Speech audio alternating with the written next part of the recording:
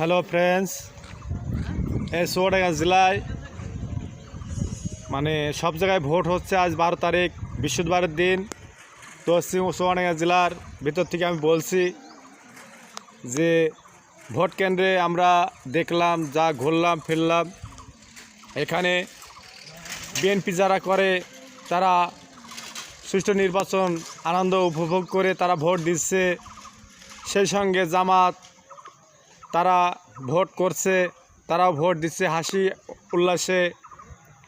এবং যারা বড় আওয়ামী লীগ, বড় দল যারা আওয়ামী লীগ করে তাদেরকে ভোট কেন্দ্রে সেন্টারে পাচ্ছে না। এবং ক্ষুদ্র যারা আওয়ামী লীগ করে এদিক ওদিকে হাত পাতার যাদের স্বভাব, তারা আওয়ামী লীগের দল নাই বলে ভোট করছে না বলে তারা ভোট দিচ্ছে ধানের শীষে দেখলাম। তো যারা হাত পেতে খায় এর দ্বারে দ্বারে ঘরে তারা আওয়ামী লীগ দাঁড়ায় নাই বলে তারা বিএনপিতে কিছু কিছু লোক ভোট দিচ্ছে। এবং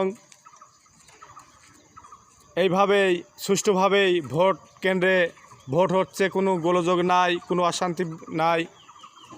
এই ছিল আজকের খবর চুয়াডাঙ্গা জেলা থেকে আমি বলছি। অনেক ধন্যবাদ জানাই সবাইকে।